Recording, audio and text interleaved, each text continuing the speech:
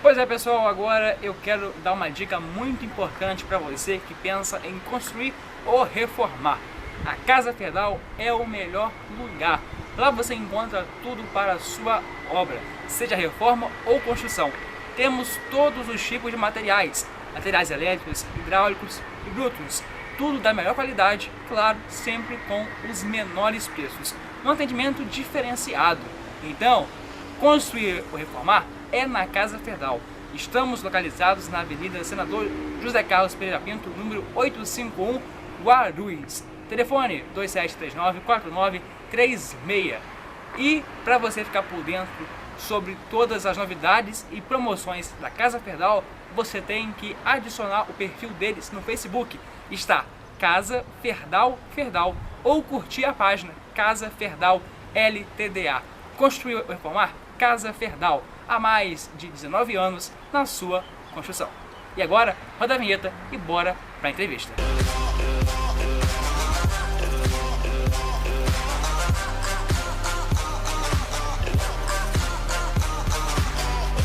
Pois bem, está no ar mais um Se Liga na Fita, sejam todos muito bem-vindos. E hoje o nosso canal tem a honra de receber e eu vou ter o prazer de entrevistar o advogado e publicitário Gustavo Alejandro Oviedo. Gustavo, muito obrigado pela sua participação, pela sua presença aqui com a gente. Obrigado por me convidar. Para iniciar, eu gostaria que você se apresentasse para o nosso público de uma forma melhor. Meu nome é Gustavo Alejandro Oviedo, sou argentino, naturalizado brasileiro, vim morar aqui em Campos há 17 anos e eu sou advogado e publicitário também. E como que foi essa sua transição da Argentina para cá? Eu vim aqui em 2001. Em 2001, depois de eu tinha casei com uma campista e moramos um tempo lá em Buenos Aires. E em 2001 foi a época em que lá deu uma das tantas crises que tem lá econômica, uma crise feia, e a gente estava prevendo que íamos ter mais oportunidades aqui do que lá. E a gente veio para cá e a gente não errou. Consolidou aqui? Consolidamos, claro. Fizeram a vida aqui. Muito bacana. Uhum. E Gustavo, ele é liberal, é esse mesmo, Gustavo? Eu acho que sou liberal. Agora, o liberalismo, ele tem diferentes interpretações, porque ele tem a ver com o liberalismo econômico, na parte do Estado intervir pouco, mas também tem a ver com o liberalismo de sociedade no geral, no que se refere a aborto, a liberação da maconha, no uso geral. Então, uma pergunta que eu já te começo fazendo. É correto sempre associar liberalismo com o ser de direita? Eu acho que não. Mas é muito comum. É muito comum. É muito comum que aconteça isso.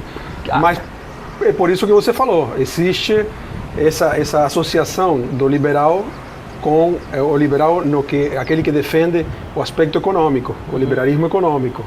E no resto das questões, ele é um conservador. Que talvez aí sim poderia ser uma pessoa chamada de direita. Eu me considero um liberal digamos, da raça mais estranha, que é um liberal completo. Tanto economicamente quanto no aspecto costumes. Extraeconômico, exatamente. Então, não costuma ter muitos disso. Porque e quando você fala que tipo de liberal você é, a pessoa meio que fica meio confusa, porque não sabe como te encaixar. Porque aquele que é liberal no aspecto social já estaria mais associado com umas questões da esquerda. Isso. E aquele que é liberal no aspecto econômico com a direita. Isso. Então, aí fica complicado de encaixar. Por isso que eu falo que não sei se, no meu caso pelo menos, eu deveria ser catalogado como uma pessoa de direita.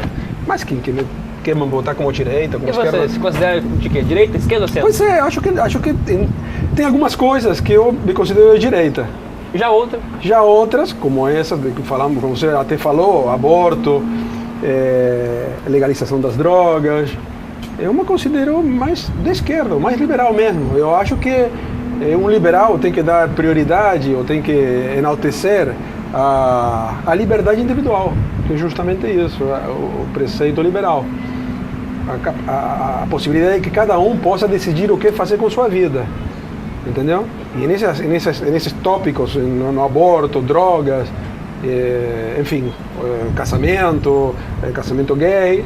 Acho que cada um tem direito a fazer o que bem entende. Então você é favorável a tudo isso? Casamento gay? Eu sou favorável. Fica meio, quando você fala, você é liberal, você é a favor das drogas, você é a favor do aborto, fica uma coisa meio estranha. Não é que eu seja a favor do aborto. O aborto é uma coisa traumática para a mulher, sempre é.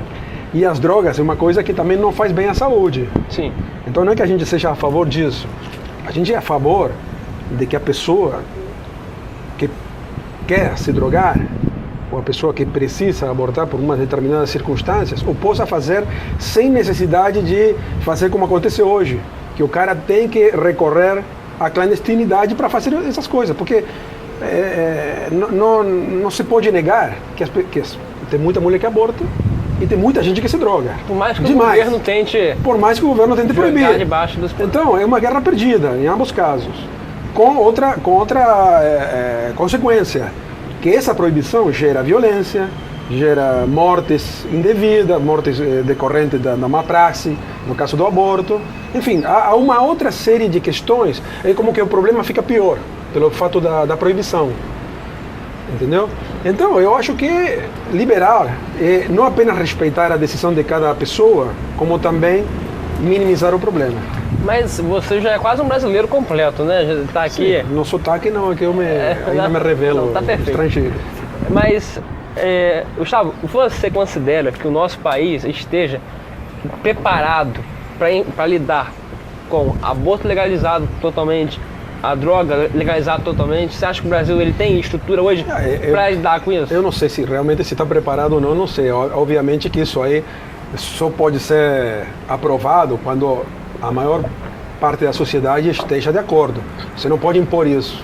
Isso vai precisar uma discussão mais séria entre vários os integrantes da sociedade, as comunidades, os formadores de opinião, enfim.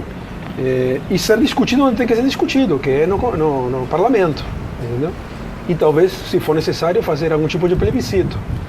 Mas, se caso a população, a maior parte da população entenda que isso aí tem que ser, obviamente que vai estar preparada. Eu acho que está, mas acho que ainda tem que ter um trabalho de conscientização. Perfeito. Gustavo, outros problemas sociais que nós temos enfrentados aqui, não só aqui, mas como pelo mundo inteiro, racismo, homofobia, entre outros. Há muitas notícias de que isso tem diminuído, mas os números provam justamente o contrário, que tem crescido a violência contra negros, contra homossexuais. Você concorda com essa afirmação de que esse tipo de preconceito tem se diminuído? Eu acho que tem. Eu acho que sempre vai ter intolerância, infelizmente, sempre vão aparecer algum episódio de violência, mas acho que a sociedade, e tem a ver com o que estávamos falando antes, cada vez mais a sociedade está mais disposta a aceitar o outro, o diferente e o que o outro quer ser. Um exemplo disso é a questão do homossexualismo. Até 10, 15 anos atrás o casamento gay era impensado, né? E hoje em dia já foi até consolidado isso até pela legislação. Então, não existe formalmente o casamento homossexual, mas pode ser feito no âmbito civil. Sim. Apesar do que uma suposta contradição que haveria na Constituição. Mas isso mostra que a sociedade avança muito mais do que as leis. Tem evoluído. Agora, episódios de violência, de intolerância, vai ter. Tem que ser punido, né? Perfeito. Mas você acha que se o Brasil adotasse uma política de liberalismo completa, tanto na economia quanto no social, o país daria mais certo? Daria melhor? Eu acho que sim, por isso que eu defendo essa ideia. Eu defendo essa ideia, tento procurar, nós estamos numa época de eleição agora, tento procurar candidatos que estejam de acordo com esse pensamento. Eu acho que se trata de você viver e deixar viver. O liberalismo é isso, viver e deixar viver. E, ao mesmo tempo, já entrando talvez na parte econômica, o liberalismo entende que não é o Estado que tem que fazer tudo por você. É você que tem que tocar sua própria vida, entendeu? E o liberalismo entende que o Estado, hoje em dia, tira muitos recursos da iniciativa econômica das pessoas, teoricamente, para fazer o bem. Né? O liberalismo, a situação atual dos nossos sistemas na América Latina diz, bom, é da ideia do Estado paternalista. Então, eu vou pegar 40, 45% do produto bruto interno, que é o que o Estado tira da economia. E por quê? Porque ele entende que ele vai fazer as coisas que tem que fazer para deixar a sociedade melhor. E o exemplo a gente está vendo. As coisas que o Estado toca não estão sendo bem feitas, não são bem geridas. Menos mal ou pior. Não, a justiça não funciona bem, a saúde pública é um desastre, a educação pública é um desastre também, a segurança, nem se fala aqui no estado do Rio. Então você pensa que tudo aquilo que o Estado tem que fazer, o faz mal. E a gente, além do que banca em impostos, tem que pagar o mesmo, só que numa educação privada para nossos filhos, num plano de saúde, num sistema de segurança. Ou seja, pagamos em dobro, pagamos para o Estado fazer e depois para outra pessoa fazer bem. Então, o liberalismo é isso. Bom, que o Estado se limite a fazer aquelas coisas que deveria fazer, que só ela pode fazer e que não pode fazer iniciativa privada. Vai pelo menos ia pagar uma vez só, né? Pelo menos você paga uma vez só. E só faz aquele que sabe fazer. Exatamente. E já que você falou em desastre, nós estamos gravando essa entrevista hoje, dia 3 de setembro. Ontem ocorreu um desastre muito grande. E aí um desastre que dizimou parte da nossa cultura, né? Estou falando do incêndio que ocorreu lá no Museu Nacional, no Rio de Janeiro. Eu gostaria que você comentasse um pouquinho sobre... Eu vi no seu Facebook, você estava comentando... Eu já botei algumas coisas, né? Já provoquei algumas coisas. O que você me diz sobre essa negligência do governo com a cultura, com a história, e aí acabou tudo em fogo, tudo em pó? De fato foi uma tragédia cultural. Se perderam itens que eram únicos. E que eram, tinha milhões de itens naquele museu, né? Sem valor econômico, porque eram coisas históricas de tremendo valor. Patrimônio nacional. Patrimônio nacional, patrimônio da humanidade, da história, né? Da história, da antropologia, da paleontologia. Ultrapassa o que seria o Brasil, vai muito mais para trás. Tudo. E sem contar o próprio prédio, que é histórico, né? Enfim, que tem mais de 200 anos. Triste, né? Muito triste. Mas aí você tem um bom exemplo disso. O Estado deveria ter dado as condições para que esse patrimônio tenha sido preservado, para evitar uma tragédia desse tipo. E, no entanto, não aconteceu. Esse prédio estava largado e não é agora que está largado, não é agora nos últimos 2 anos de Temer, que pareceria que antes era uma maravilha e nos últimos 2 anos foi abandonado. Isso vem sendo abandonado há muito tempo. Justamente hoje, está começando a rolar na internet, eu repliquei um informe de 2004, onde acho que um funcionário, um diretor já alertava em 2004, ou seja, 14 anos atrás, que poderia ter um incêndio. Olha só, hein? 14 anos atrás. Bem, aconteceu mais tarde, mas passou 14 anos que poderia ter sido feito alguma coisa. E não foi feita. Então é uma coisa que tem a ver também, sabe, com prioridades. O Estado lato sensu, né? O Estado federal, estadual, municipal, no caso do Rio, ele preferiu tocar uma Olimpíada. Tocar 2 anos antes uma Copa do Mundo. Na época em que tinha dinheiro, na época que estava tudo bem. Que era uma época que foram os anos 2000, a década de 2000, que foi uma época de bonança econômica.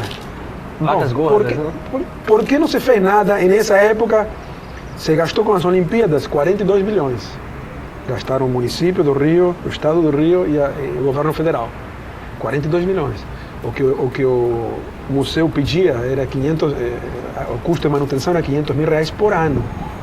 Nem isso estavam recebendo. Então, você vê que é uma questão de prioridades. E nisso tem a ver também o liberalismo. O liberalismo diz, bom, vamos ao que importa. O Estado tem que ser enxuto, o Estado tem que ser pequeno, porque tem que ser ágil. Para quê? Para que tome conta daquilo que tem que tomar conta. Porque senão o Estado começa a gastar. E aqui nós temos aqui um exemplo aqui na nossa cidade também. De um governo ou de uma unidade da federação que recebe muito dinheiro E, no entanto, também gasta mal. Em vez de ter guardado esse dinheiro, em vez de ter, sei lá, uma coisa que eu insisto muito sempre é com a questão do parque. Campos deveria ter já um parque municipal, um grande parque municipal, no estilo que é o Ibirapuera, no São Paulo, no estilo que é o Aterro de Flamengo, ou do Jardim Botânico, porque Campos precisa disso. Uma cidade que cresceu muito e está ficando apertada, as praças são pequenas. Sim. E, no entanto, os governos que passaram, que também tiveram muita grana, fizeram o quê? Fizeram um sambódromo que está abandonado, fizeram aqui uma revitalização do balão que está se deteriorando também. Então você vê como o dinheiro é mal gasto. Mal investido? Mal investido. O Estado não sabe gastar dinheiro, gasta mal. Daí que o liberalismo bate na tecla nesse sentido. O Estado não tem que gastar dinheiro. Tem que se ocupar daquilo que é fundamental. E deixar o resto para a iniciativa privada. Não sabe fazer e muitas vezes o que faz acaba fazendo mal feito. Não, acaba fazendo mal. A ciclovia que caiu no Rio de Janeiro é um exemplo. Outro exemplo. Claro. Mas está cheio de exemplos, né? O do museu que aconteceu ontem é um exemplo. E aqui em Campos também. Se gastaram 100 milhões em fazer aquele sambódromo, que não tem utilidade nenhuma. Campos é uma cidade até que não tem carnaval, na época do carnaval. Nem fora de época também, porque não está acontecendo. Tá acabando. Então tinha sentido gastar 100 milhões de reais em fazer aquele negócio? Você passa hoje lá e já está caindo aos pedaços também. Aí você vê. Depois, quando falta o dinheiro dos royalties, quando acaba, ou vem uma época que o preço do petróleo cai, aí a gente ficamos numa crise financeira, não temos grana. Bom, poderiam ter guardado esse dinheiro, né? O conceito de poupar parece que não existe nos governos. O conceito de você guardar uma parte do dinheiro para uma época ruim. Parece que ninguém tem essa ideia. A ideia é aquilo que entra tem que ser gasto. Vamos inventar, vamos bolar alguma coisa para gastar. E da pior forma possível. Isso, e a gente nem está cogitando que haja corrupção, né? Que provavelmente deve haver, mas a gente não tem provas. Mas sem corrupção já fazem essa besteira. Imagina a tentação, né? A tentação de ter milhões de reais que estão entrando. Enfim, você acha que o pessoal vai ficar... É puxado. É complicado. Gustavo, uma outra questão muito polêmica, que até nas eleições tem sido muito comentada e discutida, é a questão da ideologia de gênero nas escolas. Você é contra ou a favor disso? Cara, eu ainda não tenho bem claro o que significa ideologia de gênero. Eu acho que até uma determinada idade você tem certas coisas que você não dá para falar, porque a criança não entende. Mas a partir que eu acho que deveria ser a partir de 12 anos, que é quando a criança entra na adolescência, já tem condições de saber as coisas, né? Até porque falam com os colegas, tem a internet, começa a pesquisar.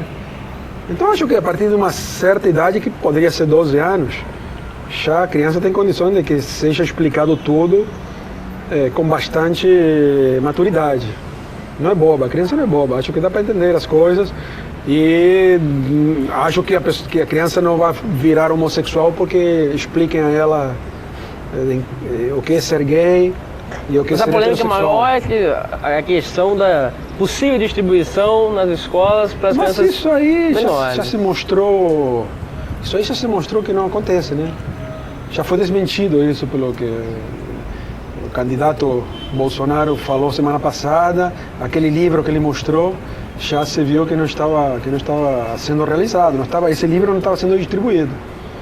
Então me parece que há um alarmismo, um certo exagero nisso. Perfeito. Pois é, para a gente partir agora para o encerramento da entrevista, vou perguntar para o Gustavo em relação à revogação do Estatuto do Desarmamento. O que você tem dessa vez? Você acha que vai ser uma boa voltar? Cara, aí tem esse outro ponto onde eu entro talvez em contradição com aqueles que seriam os liberais conservadores. Eu sou contra o fato das pessoas estarem armadas nas ruas.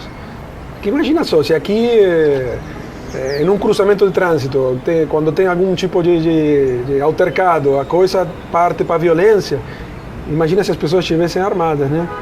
Eu acho que nós teríamos uma tragédia em cada cidade, então, cada dia. Uma questão mais cultural também. Você acha que a gente não está preparado para lidar com isso? Não, ou não temos maturidade suficiente?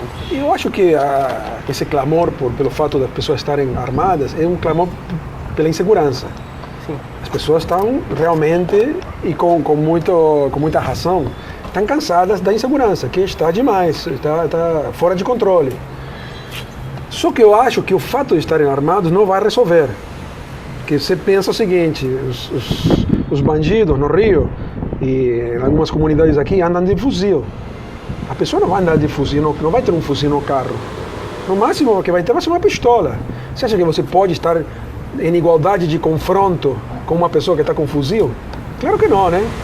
E quem vai perder vai ser o cidadão. Estou falando no exemplo extremo de que o cara fica armado e entra em confronto com um bandido. Sem contar a quantidade de inocentes que vão morrer, né? Porque a bala não vai para você, vai para outro cara que está atrás de você, uma criança, sei lá o quê. Então vai ser uma tragédia. Uma arma foi criada fundamentalmente para matar.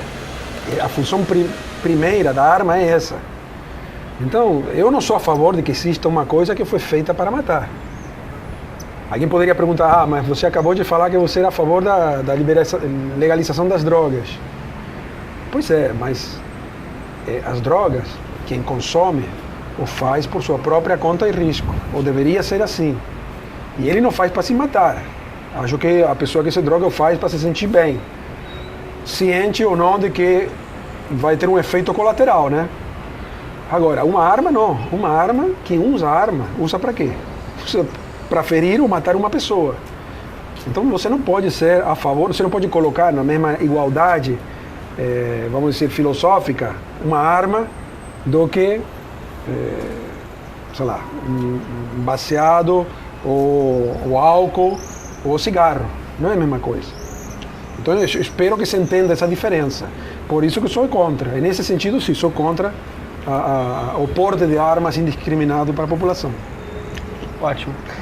Gustavo, muito obrigado pela sua entrevista. Para encerrar, eu gostaria que você me respondesse uma última pergunta. O que você acha que o presidente que assumir a partir de 1º de janeiro do ano que vem, seja lá quem for, o que ele precisa ter como prioridade para começar a restaurar principalmente a economia do país? Para restaurar a economia do país, acho que, em primeiro lugar, o presidente tem que ter consciência de que, hoje em dia, o Estado brasileiro não cabe no bolso do brasileiro. O Brasil paga muito caro por ter um Estado que nós já falamos, é caro e é ineficiente. É caro e não presta nenhum serviço de forma razoável.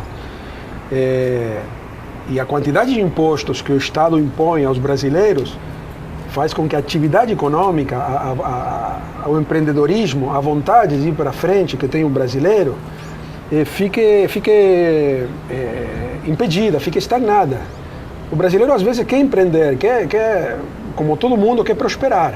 Mas quando ele começa a pensar a quantidade de impostos que vai ter que pagar, as dificuldades burocráticas pelas quais ele tem que passar, ele desiste. Então, uma das coisas que o presidente tem que pensar é isso.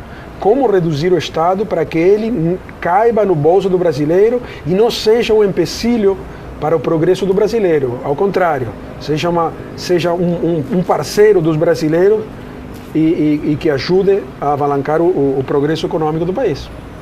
É o que eu acho. Que dê certo, né? Porque o Brasil está precisando. Espero que sim, né? Tem que dar. Tem que dar. Tomara que sim. Isso aí. Gustavo, muito obrigado. Bom, obrigado. Foi um prazer. Obrigado eu por ter me convidado, tá? Te receber. E para encerrar, uma música que você gosta, para a gente poder botar, a gente geralmente encerra assim, uma música pedida pelo entrevistado. Uma música do entrevistado? Isso, que você gosta, que você acha que combina com a entrevista, com o tema, ou qualquer outra. Vou sugerir uma música que vai ser estranha, porque é uma música da Argentina. Maravilha. Que é um tango de Piazzolla, mas acho que vai ser legal para encerrar, que se chama Fuga e Mistério. Então, diretor, solta aí Fuga e Mistério. Olha que legal. Que maravilha. A gente está encerrando aqui o Cine na Fita de hoje. Eu volto em breve. Um beijo muito carinhoso e até a próxima. Tchau.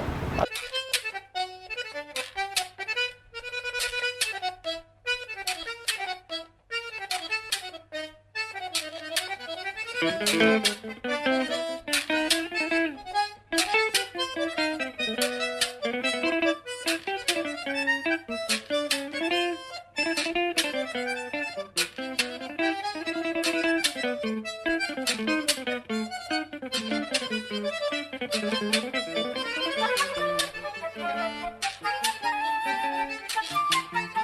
you.